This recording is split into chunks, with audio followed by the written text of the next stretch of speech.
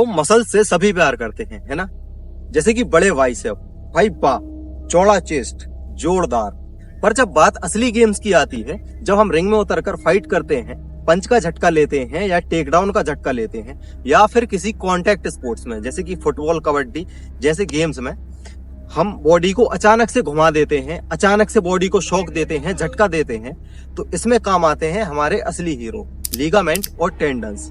मैं हर contact sports की बात कर रहा हूँ जिनमें खिलाड़ी एक दूसरे से टकराता है, तो ज्यादातर कॉन्टैक्ट स्पोर्ट्स में इन्हीं से रिलेटेड इंजरियां होती हैं। तो आज की वीडियो में हम जानेंगे कि लीगामेंट और टेंडन्स क्या होते हैं और इनका रोल क्या होता है हमारी बॉडी के अंदर, इन दोनों में अंतर क्या होता है, ये हमें इंजरी से कैसे बचाते हैं और इनसे रिलेटेड इंजरियां होती कैसे हैं, और लास्ट में जानेंगे कि इनको स्ट्रॉन्ग कैसे करें। देखिए, लीगामेंट का काम होता है एक हड्डी को दूसरी हड्डी से जोड़ना, एक बोन को दूसरी बोन से जोड़ना। एग्जाम्पल के लिए घुटने का ACL यानी एंटीरियर क्रूशिएट लीगामेंट। तो अब हम बात करते हैं टेंडन्स क्या होते हैं।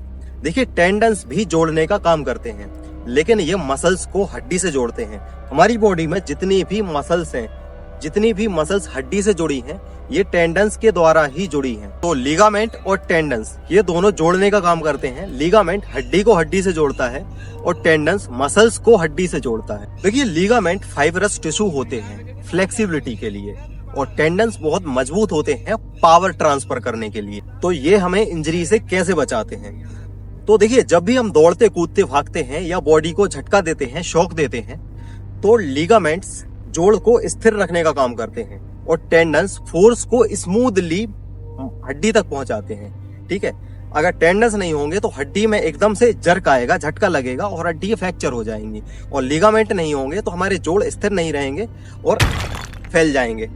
ठीक है, ये रिसर्च कहती है कि ज्यादातर कॉन्टैक्ट स्पोर्ट्स में जहां एक एथलीट दूसरे एथलीट से भिड़ता है, उन दोनों की टकराने की संभावनाएं रहती हैं, और कुछ एथलेटिक्स गेम्स में ACL की इंजरी ज्यादा होती है, घुटने की। ये लीगामेंट की इंजरी है और ये कॉमन इंजरी होती है। और टेंडन्स की इंजरी ज्यादा ओवरलोड से होती है। ठीक है, जब हम अपनी लिमिट से ज्यादा ओवरलोड करते हैं तो मसल्स और हड्डी का कांटेक्ट जहां से टूटता है वो टेंडन्स होता है, टेंडन। ठीक है, तो हर स्पोर्ट्समैन के लीगामेंट और टेंडन्स स्ट्रॉन्ग होने ही चाहिए।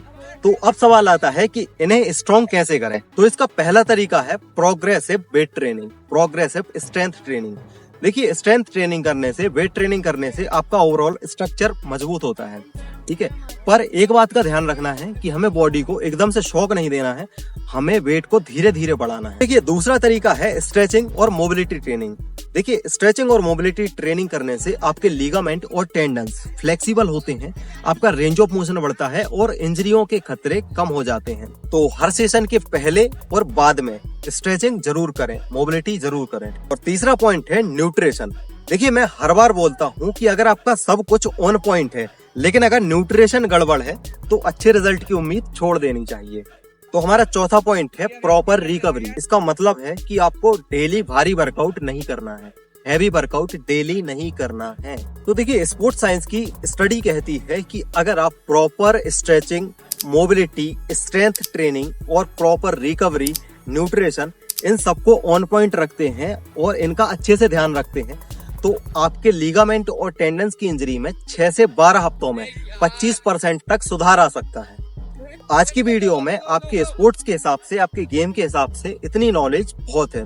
ठीक है, तो अगली वीडियो में हम बात करेंगे हार्मोनल सिस्टम के बारे में, कि कैसे वेट लॉस से लेकर वेट गेन तक आपके हार्मोन्स कैसे काम करते हैं।